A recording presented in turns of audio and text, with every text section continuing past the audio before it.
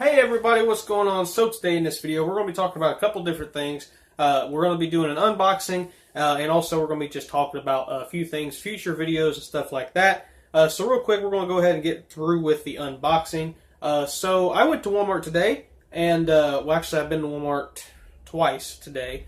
But this time, the last time I went, I looked at the fishing area, and they had some really cool looking baits. That I had not seen before. So you guys may remember let me get this one. I actually tied this one on today because it looks really good, and I fished with it for a little bit, and I really like it. For a lipless crankbait, I really like it. Some of you guys may not know, this is kind of a little bit of a story thing here. I absolutely hate lipless crankbaits. I know that people love lipless crankbaits, and lipless crankbaits are like the bait.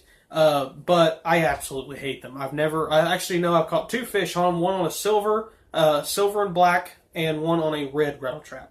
But that's it. I've only caught two fish ever on a rattle trap. I absolutely hate them. But this one here is probably one of my favorites because it's cheap. It's got a really good paint job, and overall, it's probably got a better action than the actual rattle traps that I have.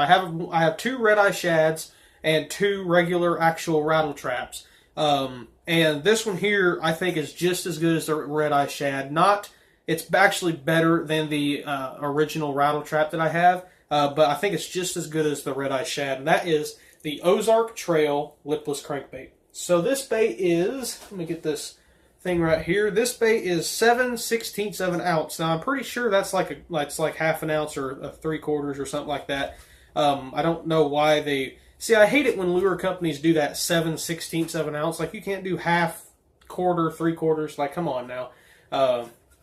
It's really good bait, though. I really like it. It's got an awesome bluegill paint job. You guys can see that bluegill paint job right there. And it mimics a bluegill around here very, very well. A lot of the bluegill around here have the blue on the gill plate, the orange on the belly, the dark kind of a black back with a little bit of purple right in here. Now the chartreuse, I think, will help a lot in muddier water, and it's got a ton of noise, and I really like the hooks as well. The hooks on these, what are these hooks? They're eagle claw hooks, but they're not the typical brown, rusty looking hooks. These are actually black nickel hooks, which I've always thought have been a really good hook. No matter what brand makes them, the black nickel hooks are a lot better than the kind of a brownish copper looking hooks. And you guys can see here I've actually got this thing tied on this Cast King rod. Now I'm going to do a video tomorrow out at the pond. Now let me sit this down. I want to tell you guys a little quick story here. The weather, let me get my phone out and we'll get the weather thing going. Now the Wi-Fi sometimes doesn't work over here, so we're going to let this try to start up, and if it works, I'll show it. But I also bought a square bill in that same bluegill color. Now this one it's 1/3 of an ounce. Now like I said, I think it's kind of stupid they don't do like quarter and half ounce. Oh, it actually worked. How about that? So I'm going to read off the highs for the next 1, 2, 3, 4, 5, the next 5 days, and show you guys how weird the weather is. So today's high was 46, tomorrow 50, Tuesday 53, Wednesday 66, Thursday 69, and then Friday it's going to get down to 44 for a high. And then it's going to stay in the mid-40s, and then it's going to start rising back up to the mid-50s.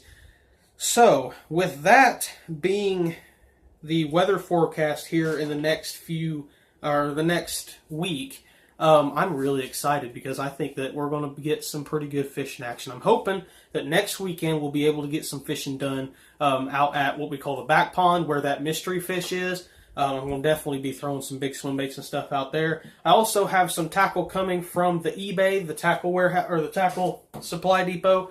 At this point, that's pretty much where I'm going to buy all my tackle from eBay anymore because this place just has a crap load of stuff. I'm not sponsored by them, would love to be sponsored by them, but they just have some really awesome stuff. So I seen this crankbait here, and I really like it. It looks really good. I actually have, where's that box at? It's right here.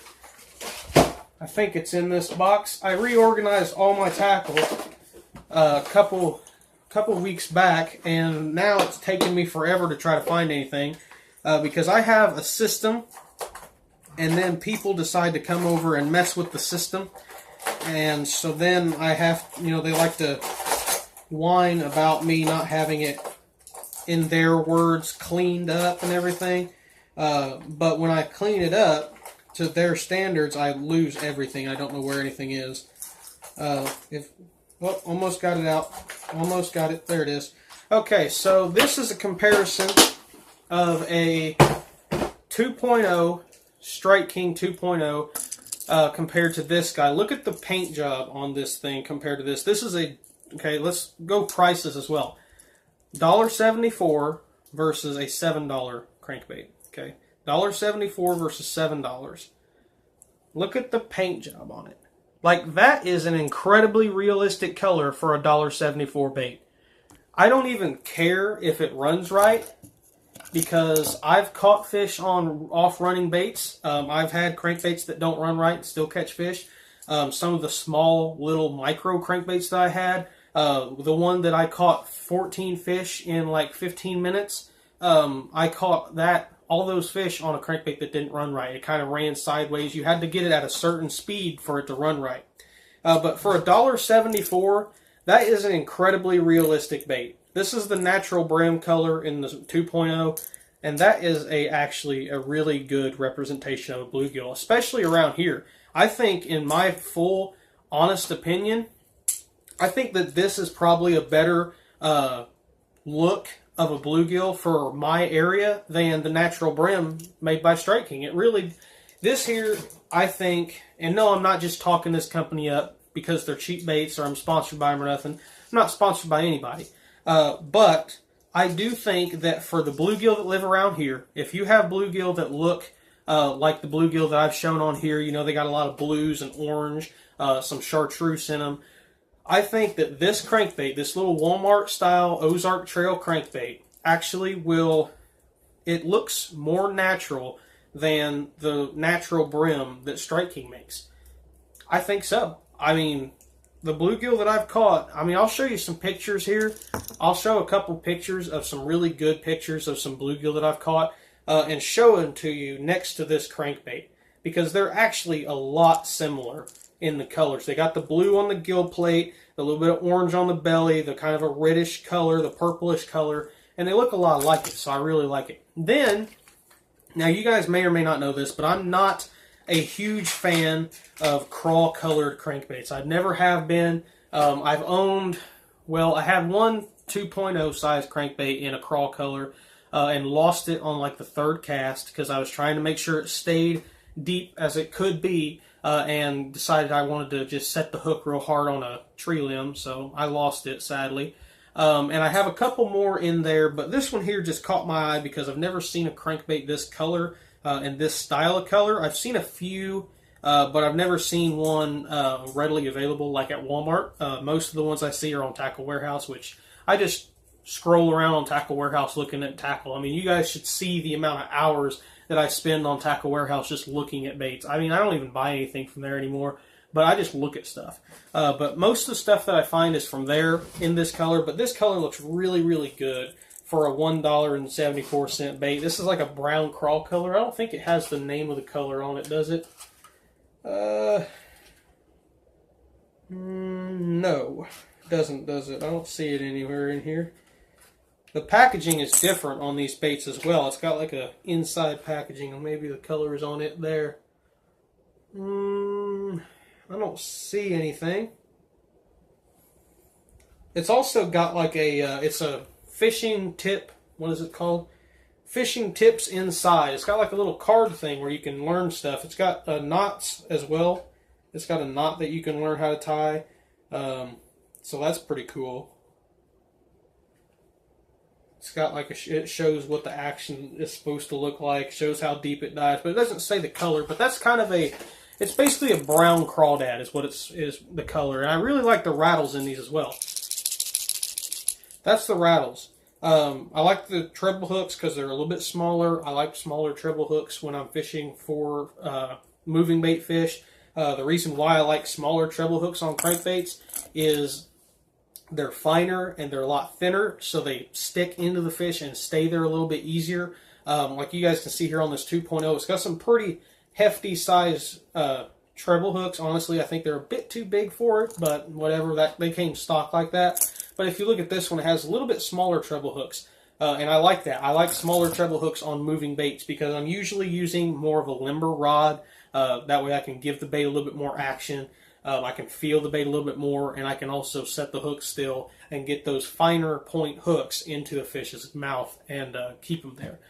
So, next we're going to be talking about is videos. Now, since most of the days that are coming up, actually I think 99% of the days that are coming up this week are going to be over freezing for the lows, what do you guys want to see videos of? Do you guys want to see me do some challenges? I'm already thinking about doing a lipless crankbait challenge or a lipless crankbait versus square bill crankbait. I'm also thinking about doing a review on one of these square bills. I've got a lot of videos planned. I'm going to try to at least do one a day.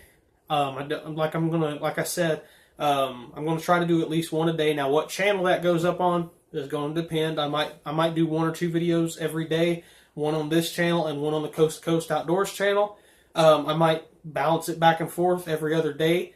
I don't really know, but if you guys have any video suggestions of baits that you want me to throw, let me know. If you guys have any suggestions of in-depth episodes that you guys may want me to do, let me know down in the comments. I think that's about it. If you guys want me to do some like in-depth episodes on, like the little tadpole things, or if you want me to do some on the new double tail grub or the brush buster, I don't have one of those up here. We've also got some new baits in, the little 4-inch slammer worm. That video, I'm going to have to make that video soon. I've had those baits made and finished for a while. I just haven't gotten the video up yet. But I've got 5 or 6 brand new versions and also a couple new baits on the slammer worm line. You guys remember the 8 and the 6-inch? Well, we've got the 4-inch right here. I guess I can give you a little bit of a sneak peek. We've got the 4-inch slammer worm there, and then we got the ribbed 6-inch slammer worm. We've got a couple of the ribbed slammer worms, and then a couple bigger ones actually. So yeah, I think that's about it for this video. I don't think there's anything else that I wanted to talk about. So yeah, I'm really excited for this year fishing. I have so much to do for this year of fishing. I need to get ready because fishing season seems like it's getting ever so closer. With this weather being like it is, there is a very, very, very high possibility that I might finally catch my first bass of the year. It's been way too long. The last bass I caught was November 6th, believe it or not. I know, it's crazy. The last fish out of all the species that I've caught was a bluegill, and I think that was, January 7th? Something like that. I might have to go back and find that one. But yeah, it's been way too freaking long since I've caught a fish. I almost caught the muskrat on accident. I went to throw my lipless crankbait, and when I casted, the daggum muskrat popped up right next to where it hit, so almost caught me a muskrat. That might be an interesting fight. Yeah. I think that's about it. Thank you guys for watching. Go check out the Coast to Coast Outdoors YouTube channel. There will be some videos going up on that channel as well. Like I said, if you have any suggestions for videos, if you guys want me to see, or if you guys want me to do some in-depth episodes or one bait versus another bait videos, let me know, because I will surely do them, because there's so much time. There's only so much time that I have, and I need to make sure that I make good videos in that time. So, yeah. Excuse me. Thank you guys for watching once again, and yeah.